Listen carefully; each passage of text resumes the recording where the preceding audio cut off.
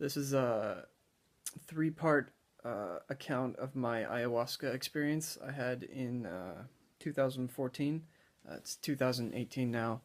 Um, it's been a while, and I don't know. I just decided to post it now. Hopefully, someone can get some value out of it. And part one will be just I kind of recorded like a recap of it, like 2 to 3 weeks after I got home. And then part two will be my first ayahuasca experience, and part three will be my second ayahuasca experience. I had two experiences, and all right, enjoy. Hey, what's up, Westerners? My name is Brian Lettner. I'm here to give you a little warning about ayahuasca. It's got kind of a romantic vibe in the self-development community. Like, you go to the Amazon, you experience this wonderful thing, and you come out a better person, more motivated, etc. I would just like to add to that it is very possible that you will come out a bit traumatized from the experience. I just returned from a 3 weeks ago, I went to El Perguero, Ron Wheelock's facility in Peru, outside of Iquitos. And 2 weeks ago was the last night I drank. I only did the first two ceremonies. And I stopped after the second because I had some intense physiological effects from the ayahuasca. My mistake was I drank too much. So number one thing I would leave you with is don't if you don't feel it coming on, don't go up for more, especially if you're a first timer. Just your first couple times drinking, don't go up for more. I would wait at least 2 hours before you make that kind of decision. I made that decision after about 1 hour, and then about 3 hours after that, I started feeling it really strong, and then I had an experience all night long until like 6-7 a.m. and it was pretty brutal. Felt like I was gonna die the whole time. Yeah, but I made it out of that. But for the past about 2 weeks now, I've had side effects. They're almost gone, but at least a couple hours a day I'll feel like kind of an anxiety, and my heart beats faster. I think my blood pressure's going up. And I've never been like anxious or paranoid or anything. Never really had any trouble falling asleep. But ever since the experience, I've had like kind of a fear of sleeping. I feel like I've had to relearn to sleep, because when you close your eyes, it feels like, oh shit, it's going down again, and your body and subconscious mind do everything they can to be like, no, I don't want that again. It's fucking scary.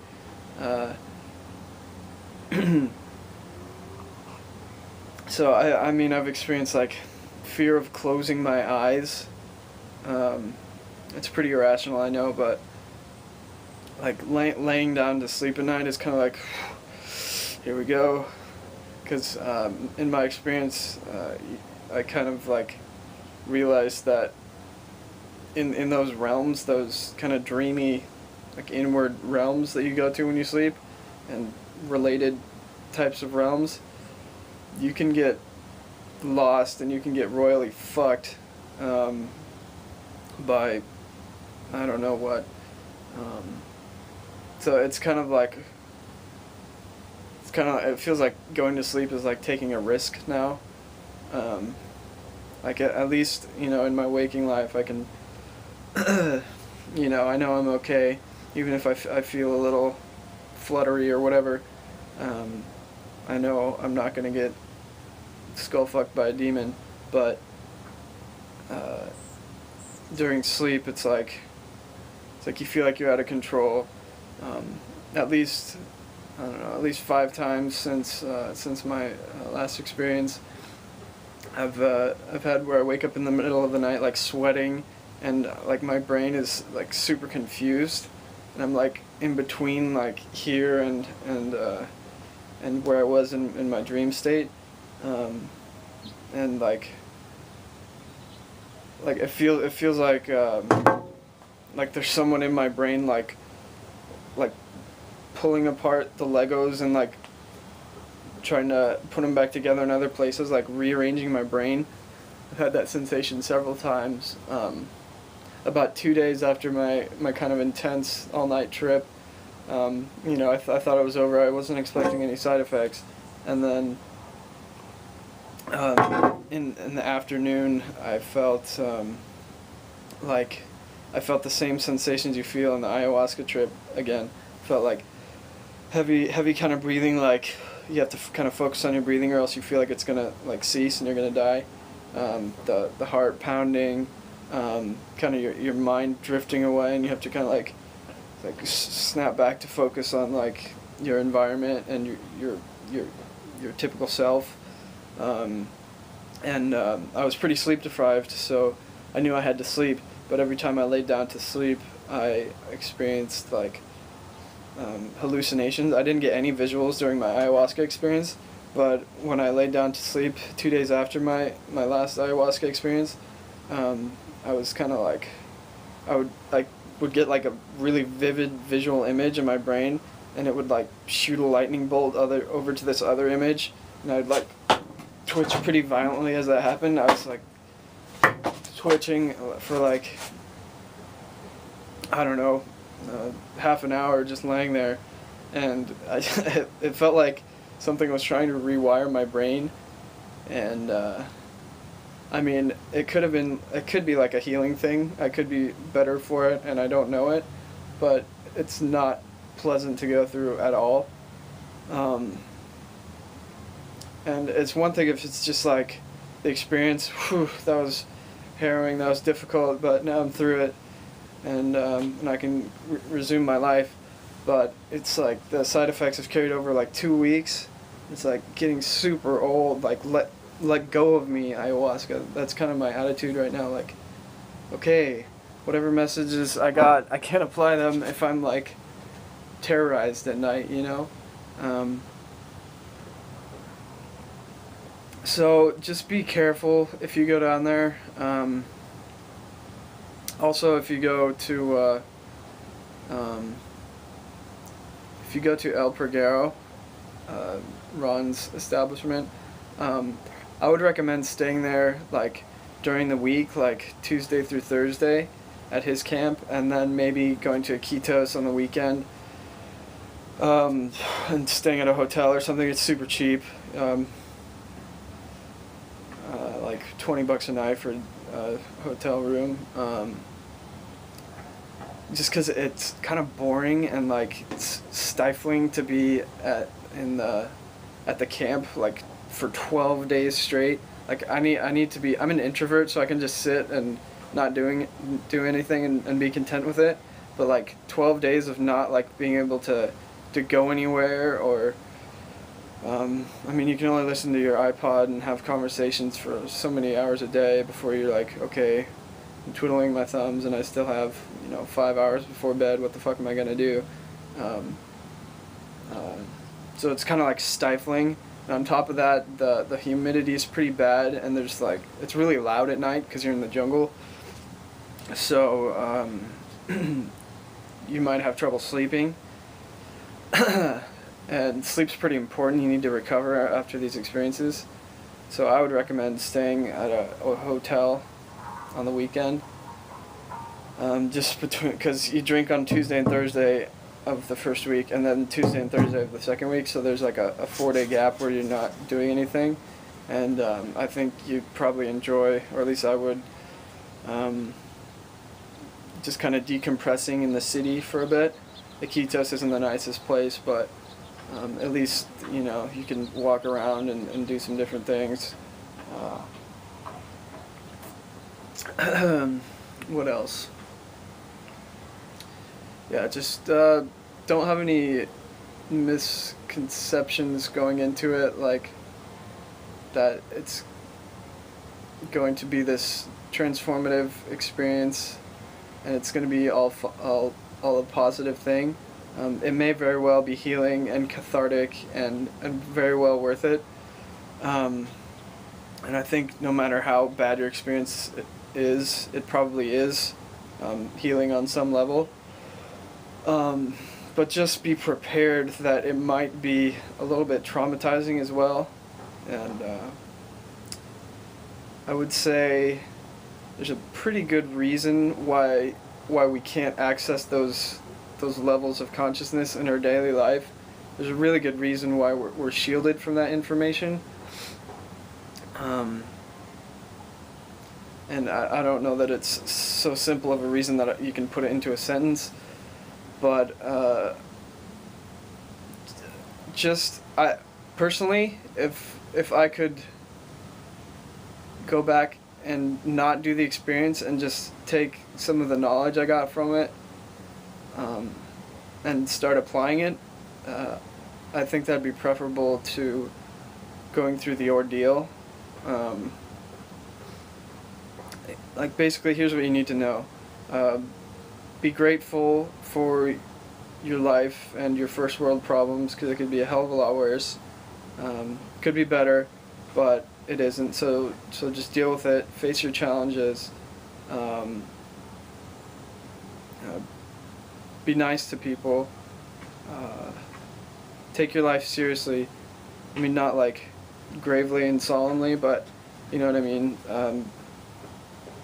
Live your life. Meet goals. Challenge yourself. Grow. And have fun. And that's basically life. Like meeting aliens, going to heaven or hell. All this stuff is kind of just like irrelevant in a way. I mean, it can be used as a tool to get you back on track, but there's certain knowledge, like higher knowledge, it's interesting, but it's not really that relevant to your life. It's just kind of anecdotal. Like I got hung up on some very existential questions. That's why I went down there to Peru to drink ayahuasca, because I was just like super frustrated, like why is reality structured the way it is, and it was like to the point where everything grinded to a halt for me. Like I don't know, and there's no way of knowing, so what am I supposed to do? But my advice to you is, whether you drink ayahuasca or not, just pretend like your life matters, because it probably does, and live your life as if, each moment counts.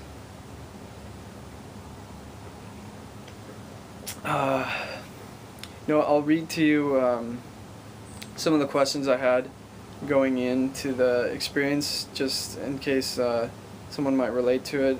I read them to some of the other guys at the camp, and they said I should share it, so I'll read to you what was on my mind when I went into the ayahuasca experience, and maybe afterward I'll kind of get into what I got out of it and kind of the answers I received.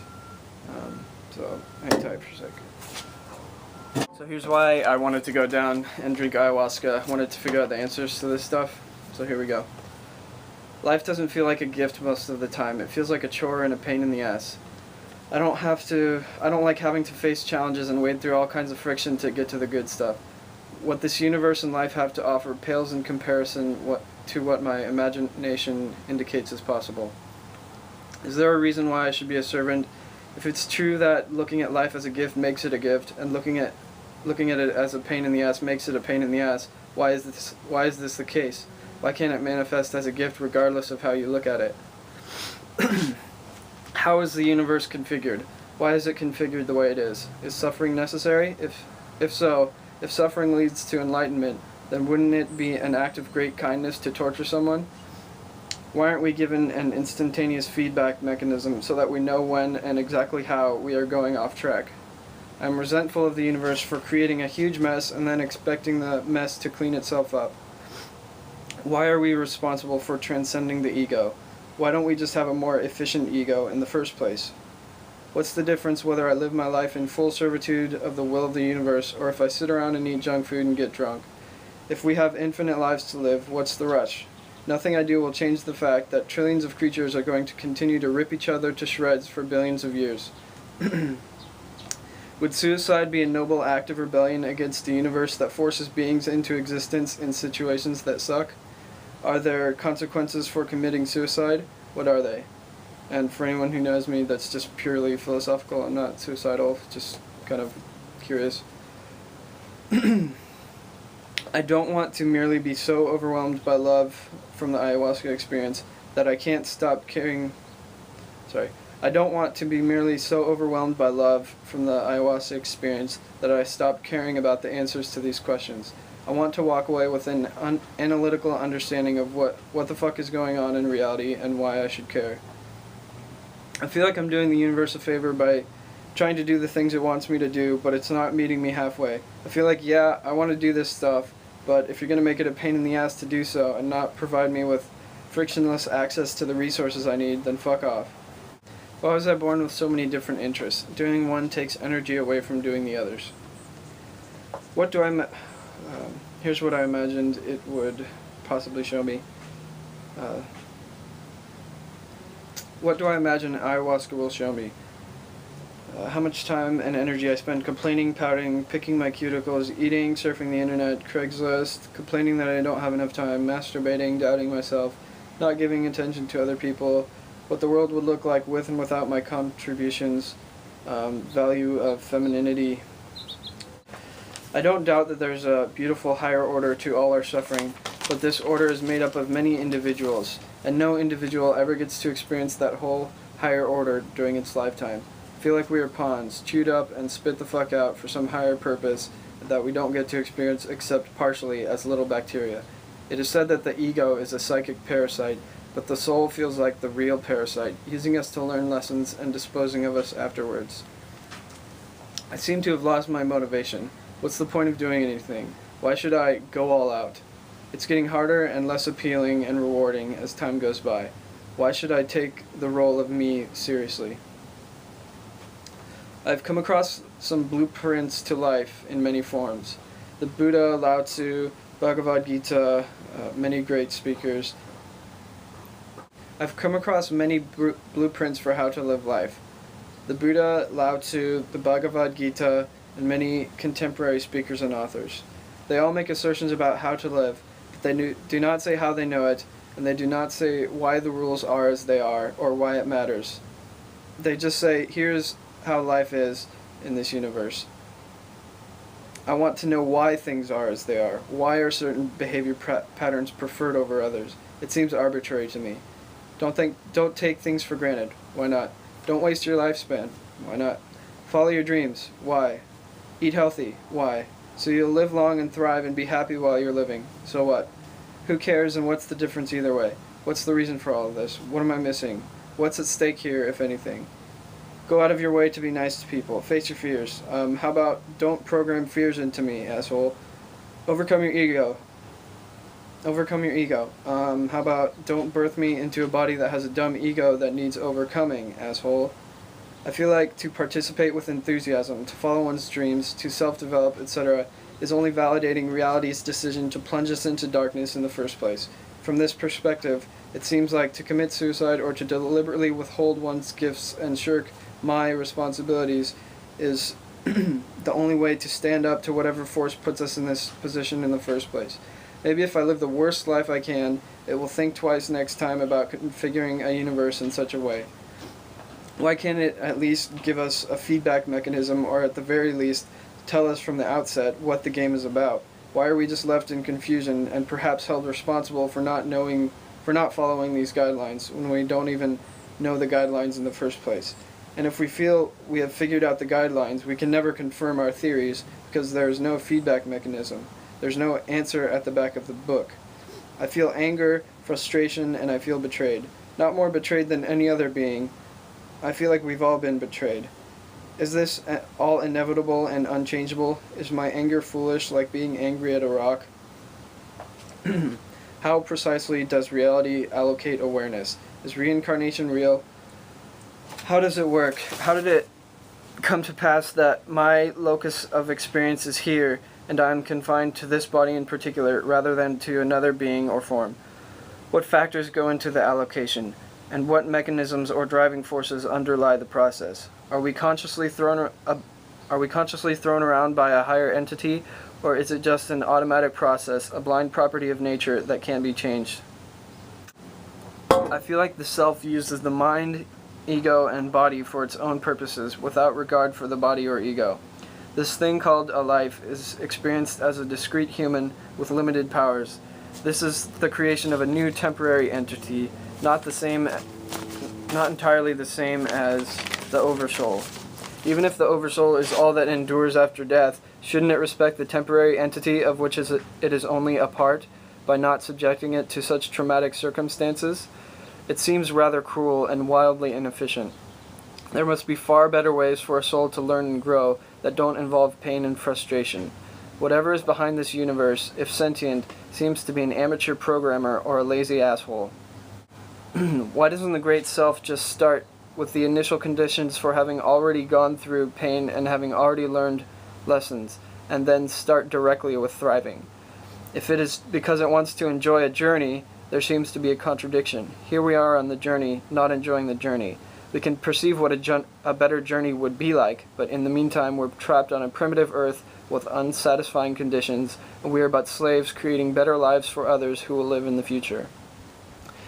If all is as it should be and nothing's out of place, what motivation do I have to take any action whatsoever? Whether or not I fulfill my responsibilities, all will be as it should be, so it won't really matter if I'm a murderer or a saint. What qualities, if any, do I carry with me after death? If I delve deep into the logical analysis of the structure of the universe, and I develop an understanding of magnetic fields, etc., does that translate into anything in the next life, or is it lost? If I write great music, does that affect my soul after death? What if I write great music, but do not share it? What remains after death, and what is discarded? How do I know, this is a question for ayahuasca, or if I encountered any entities, how do I know you're not just telling me what you think will make me do what you want me to do, rather than the truth? I'm told I may encounter beings that care about me. If they really care, why don't they do something to directly rectify circumstances rather than idly caring from afar? What good does their care do me? Why are human male and female agendas so juxtaposed? Can you tell me something, if I encountered some kind of being or whatever, I wanted it to tell me something I don't know, so that I could verify it afterwards, so that I could kind of, I don't know, whatever. I also had some personal questions. If I got those first questions answered, I wanted to know, what logical contradictions do I make? Where should I be allocating my effort, and why? Should I abandon such and such project? What should I do about money, rent? How much energy should I put into my family? Won't that take away from other stuff? Yeah, okay. So, a lot of existential angst, obviously. I was hoping, angst and frustration, I guess, just, yeah, obviously. I was hoping ayahuasca could help me with some of that. And it kind of did. I can't be, certain of the answers I got or the conclusions I came to. But I will say that I'm kind of angry at, whatever's the driving force behind this universe. But I've realized that the good, there's kind of a spectrum of good and evil. And the good half of the spectrum is it's not the sole creator of this universe. You know, there's evil in this universe as well, obviously, and good is not omnipotent. It can do a lot. I would say it's probably stronger than evil, but it can't make evil not exist. So I mean, it's basically doing as much as it can for us. I think it's probably just a property of nature that universes exist, and beings are created, and they have experiences, good and bad, and no matter how compassionate and powerful and advanced you are as a being, you can't change the structure of it all. So I get it kind of is like I'm being mad at a rock. I mean, I still don't quite understand why some of the advanced beings can't just come down and tell us what the game's about, what the structure is. But I kind of suspect that part of becoming an advanced being is learning it all for yourself. And I mean, parts of me resist that, obviously, even so. But yeah, the good in the universe isn't your enemy for not being more good. It's I mean, what I'm mad at is the bad, and I'm kind of trying to say, like, well, since there's bad, I'm just gonna, pout and not be good. But that's pretty irrational. It's not the benevolent, it's not the compassionate's fault that I am where I am, and the problems aren't that bad in the first place, especially compared to other people on this earth. I probably have it better than 99% of people. But I mean, in other realms of experience, it gets a lot worse than the worst it gets on Earth. That's one of the things ayahuasca showed me.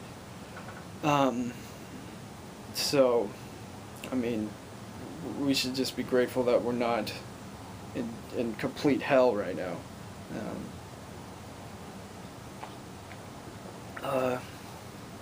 So yeah, basically, I'm not going to tell you not to do ayahuasca. I will say maybe just be careful. Don't drink too much. Don't drink more than one serving, even if you're not feeling it yet. And I mean, you can't be prepared, but just kind of know going into it that it may be a little traumatizing, and you may have to deal with that. Alright, good luck.